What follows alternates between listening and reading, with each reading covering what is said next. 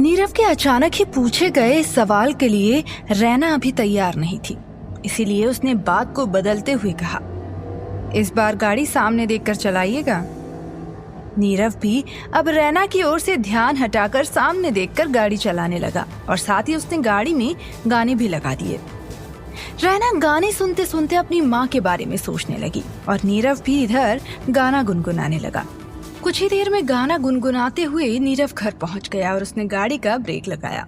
Break लगाने से रैना जो रास्ते भर अपनी माँ के बारे में सोच रही थी उसका ध्यान टूट गया।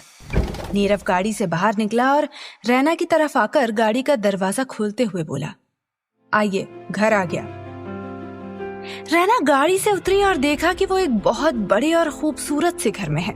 रैना के लिए सब कुछ बहुत नया था, इसीलिए वो सब कुछ बहुत ध्यान से देख रही थी। देखते देखते वो नीरव के साथ घर के अंदर एक हॉल में पहुंच गई थी, जहां एक अधेड़ उम्र की औरत आंखों पर चश्मा लगाए सोफे पर बैठी हुई एक किताब पढ़ रही थी। उसने हल्के नीले रंग की कॉटन की साड़ी पहनी हुई थी और बालों का जूड़ा बनाया हुआ था। उसके चेहरे पर हल्की झुर्रियां और कुछ बाल सफेद थे और कुछ काले। नीरव ने उसे देखते ही कहा, मॉम, ये लो, आ गई आपकी गेस्ट। नीरव की आवाज सुनते ही उस औरत ने अपनी किताब में से ध्यान हटाया और उठकर रैना के करीब चली आई। रैना ने उस औरत को नमस्ते किया और कहा, जी मैं रैना। उसकी बात सुनकर वो अधेड़ उम्र की औरत बोली, जानती हूँ बेटी, तुम्हारी नानी ने मुझे सब कुछ बता दिया था। मैं प्रोफेसर सुजाता हूँ। तुम्हारी माँ मेरी बहुत अच्छी दोस्त हुआ करती थी। ये कहकर प्रोफेसर सुजाता उसे ध्यान से देखने लगी। वही खूबसूरत चेहरा, लंबे बाल, बड़ी बड़ी आंखें। रैना एक डायन का अंश होते हुए भी किसी अप्सरा से कम नहीं लग रही थी। सुजाता के इस तरह लगातार देखने की वजह से रैना को कुछ अजीब सा महसूस होने लगा कि तभी सुजाता बोली, मैं जानती हूँ तुम क्या सोच रही हो। मैं तुम्हें ऐसे लगातार क्यों देख रही हूँ, वो इसलिए क्योंकि तुम बहुत खूबसूरत और बहुत मासूम हो, बिल्कुल अपनी माँ यामिनी जैसी। यामिनी का नाम सुनकर रैना खुश हो गई और बोली, कुछ और भी बताइए ना मेरी माँ के बारे में। कैसी थी वो, उन्हें क्या पसंद था और क्या नहीं पसंद था। सुजाता रैना के इतने सारे सवाल सुनकर बोली, सब बताऊंगी, लेकिन फुर्सत से। पहले जाओ, जाकर तुम फ्रेश हो जाओ। ये कहकर वो रैना को अपने साथ सीढ़ियों से चढ़कर ऊपर एक बड़े से कमरे में ले आई और बोली, जब तक तुम यहाँ हो यही तुम्हारा कमरा है, और हाँ, इस अलमारी में तुम्हारे लिए बहुत सारे कपड़े रखे हुए हैं। जाओ, जाकर फ्रेश हो जाओ, फिर जो मन करे पहन लेना। अच्छा, तुम फ्रेश होकर नीचे आ जाना, साथ बैठकर लंच करेंगे। ये सब समझाकर सुजाता वापस चली गई और रैना भी रेडी होने लगी। उसने नहाकर जैसे ही कपड़ों की अलमारी खोली तो देखा उसमें एक से बढ़कर एक खूबसूरत कपड़े थे। रैना उन्हें बड़े ध्यान से देख रही थी, क्योंकि उसके लिए ये सब कुछ बहुत अलग था और बहुत नया था। बहुत देर तक देखने के बाद उसे एक खूबसूरत सूट पसंद आया, जिसका रंग सफेद था और उस पर लाल रंग का दुपट्टा था। रैना ने उसे निकाल कर पहना। ऐसा लग रहा था जैसे ये सूट उसी के लिए बनाया गया है।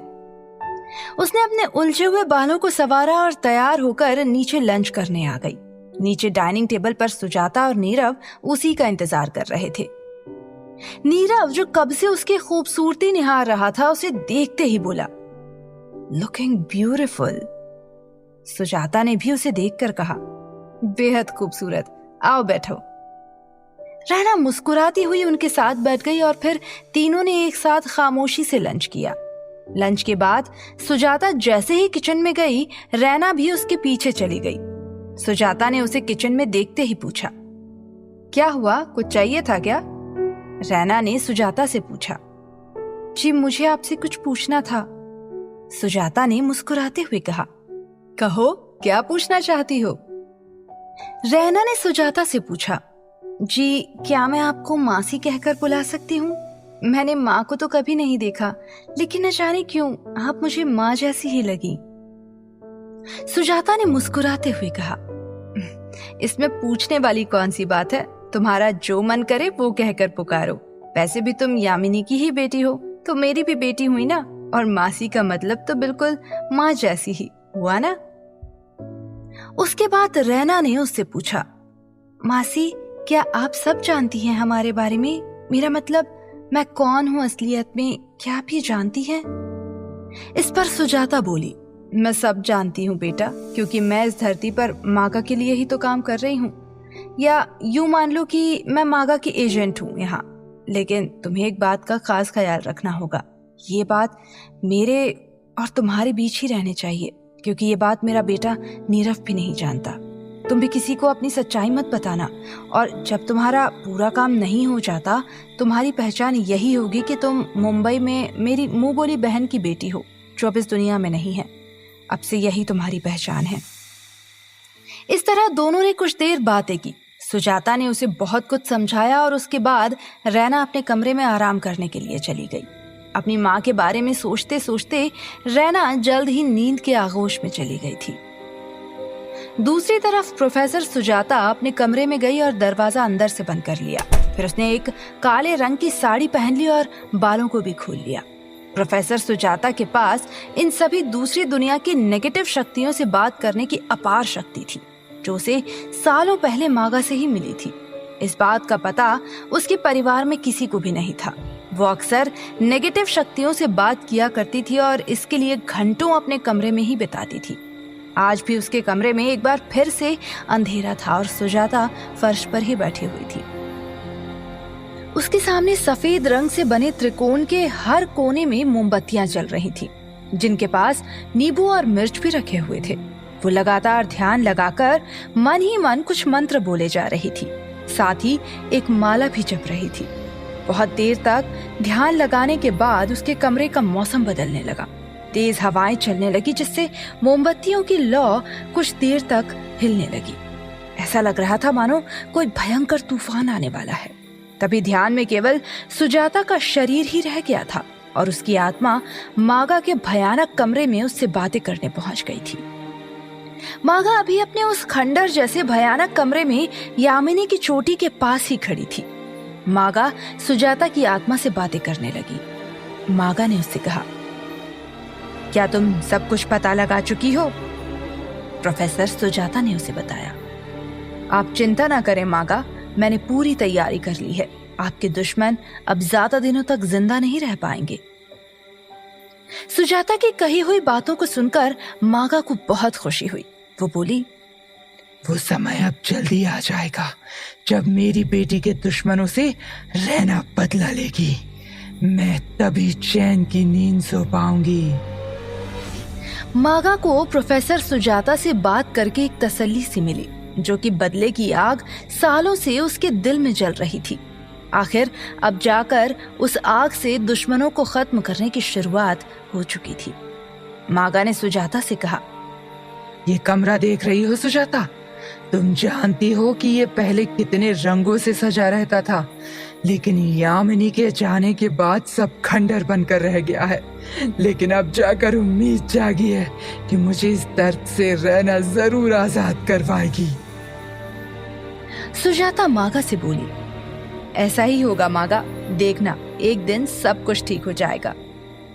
उसकी बातें सुनकर मागा को बहुत खुशी हुई और सुजाता ने भी वापस जाने की इजाजत मांगी। जैसे ही प्रोफेसर सुजाता मागा से बात करके अपने ध्यान से बाहर आई कि तभी नीरव की नजर जैसे ही उस माला पर गई, उसने माला उठाई और पूछा, माँ, ये माला इस समय यहाँ क्या कर रही है? ये टाइम तो आपकी पूजा का भी नहीं है। सुजाता ने बिल्कुल शांति से जवाब दिया, बेटा, पूजा का कोई टाइम नहीं होता। जब मन करे अपने भगवान को याद कर लो। नीरव ने अपनी माँ को गले लगाया और कहा, माँ, आप भी ना, आप जरूर भगवान की फेवरेट होंगी। सुजाता ने हंसकर नीरव को गले लगा लिया और पूछा, अच्छा अब ये बता कि तू यहाँ क्या करने आया है? इस पर नीरव ने कहा, क्या माँ, आप भूल गई क्या? आज मिस्टर सिंघानिया के घर पार्टी में जाना है। सुजाता ने अपने माथे पर हाथ रखा और कहा, अरे, रैना के आने की खुशी में तो मैं भूल ही गई।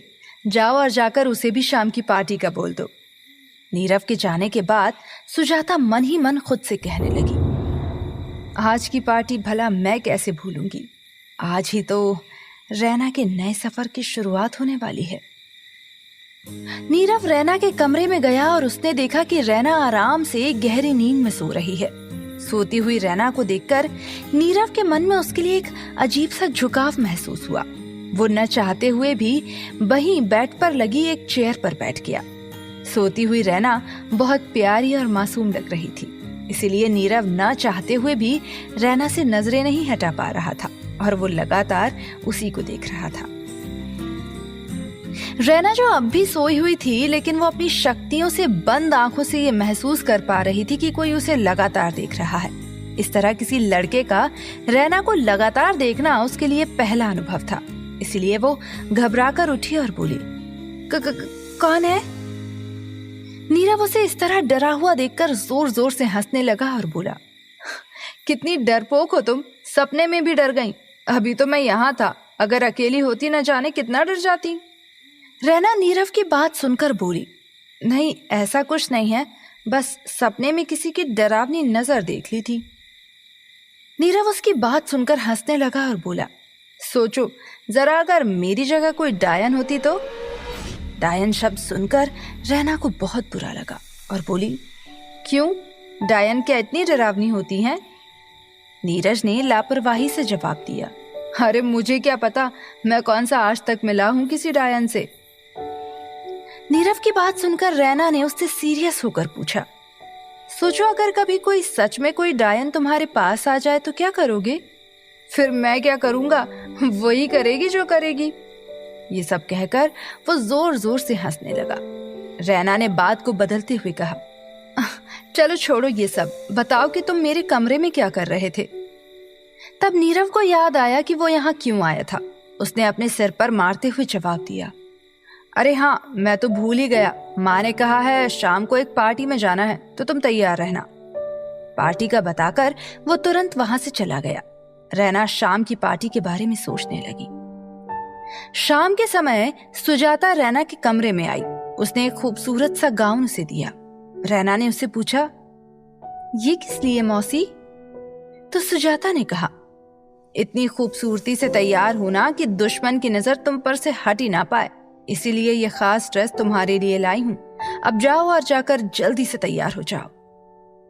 रैना आज बेहद उत्साहित होकर तैयार हो रही थी, क्योंकि आज पहली बार उसका सामना अपने दुश्मनों से होने वाला था। उसके मन में तो गुस्से और बदले की आग भड़क रही थी, लेकिन बाहर से वो बिल्कुल शांत थी। खूबसूरत सा ब्लैक कलर का लंबा और घेरदार बैकलेस गाउन पहनकर रैना एक कातिल हसीना की तरह लग रही थी। उस गाउन पर छोटे छोटे स्पार्कल्स उसकी खूबसूरती में चार चांद लगा रहे थे। उसके खुले लंबे बाल और कानों में बड़े बड़े सिल्वर झुमके, साथ ही एक हाथ में काले रंग का ब्रेसलेट जिसके सेंटर में एक सिल्वर स्टोन लगा हुआ था, उसकी सुंदरता को और भी निखार रहा था। होठों पर लगी हल्की सी रेड लिपस्टिक और लंबे नाखूनों पर काले रंग की नेल पेंट लगाए हुए वो पूरी तरह से कातिल हसीना लग रही थी। ऐसा लग रहा था मानो वो आज ही अपने दुश्मनों का शिकार करेगी। उस वक्त दावंश रैना की सुंदरता के सामने हजारों खूबसूरत लड़कियां भी फीकी लगी, ऐसी लग रही थी आज रैना। रैना ने काले रंग की ही पेंसिल हील्स के सैंडल्स पहने थे और तैयार होकर अपने कमरे से बाहर निकलकर नीचे आने लगी। नीचे खड़े नीरव और सुजाता सीढ़ियों से उतरती हुई रैना को ही देख रहे थे। ऐसा लग रहा था जैसे उनकी नजर उस पर जाकर जैसे जम सी गई हो। नीरव तो उसके इस कातिल रूप को देखता ही रह गया।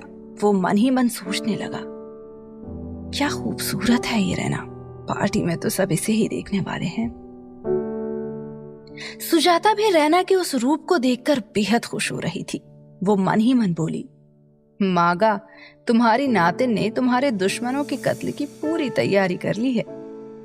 रैना नीचे उतरकर सीधे सुजाता के गले लगी और सुजाता भी उसका माथा चूम कर बोली, बहुत प्यारी लग रही हो रैना। उन दोनों को इस तरह गले लगते हुए देखकर नीरव ने कहा, अगर आप दोनों का मिलना हो गया हो तो पार्टी में चलें?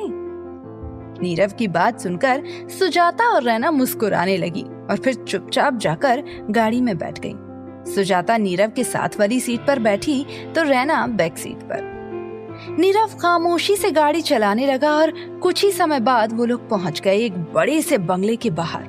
बंगला बाहर से पूरी तरह से लाइट्स से सजा हुआ था और बाहर पार्किंग में हजारों गाड़ियां खड़ी थी। नीरव गाड़ी पार्क करने चला गया। तब तक सुजाता रैना को लेकर सिंघानिया हाउस में एंटर हुई, जहां एंट्री करते ही आसपास खड़ी वेटर सभी पर परफ्यूम छिड़क रही थी। और जैसे ही रैना सुजाता के साथ अंदर पहुंची तो उसने देखा कि पूरा पार्टी हॉल खूबसूरत लाइट्स से जगमगा रहा है। रैना ने आज पहली बार इतना खूबसूरत नजारा देखा था। एक अजीब से माहौल में एक अजीब सी खुशबू पूरे माहौल में घुल गई थी। रैना तो बस इस माहौल में जैसे खो ही गई। वो एक छोटे बच्चे की तरह पूरी पार्टी हॉल में घूम घूम कर देखने लगी। इससे पहले कि सुजाता रैना को कुछ समझाती, सुजाता के फोन पर किसी का फोन आ गया और वो कॉल रिसीव करने के लिए बाहर चली गई। रैना उस समय उस दुनिया में खोई हुई थी। चारों ओर मासूम सी रैना घूमकर देखती हुई बहुत प्यारी लग रही थी। सभी का ध्यान उसी की तरफ जा रहा था। तभी अनजाने में किसी से रैना की टक्कर हो गई। इससे पहले कि रैना नीचे गिरती, उससे टकराए हुए लड़के ने उसे अपनी बाहों में भर लिया। रैना ने डर की वजह से अपनी आंखें बंद कर ली थी, लेकिन तभी उसे महसूस हुआ कि वो गिरी नहीं है, किसी की बाहों में है।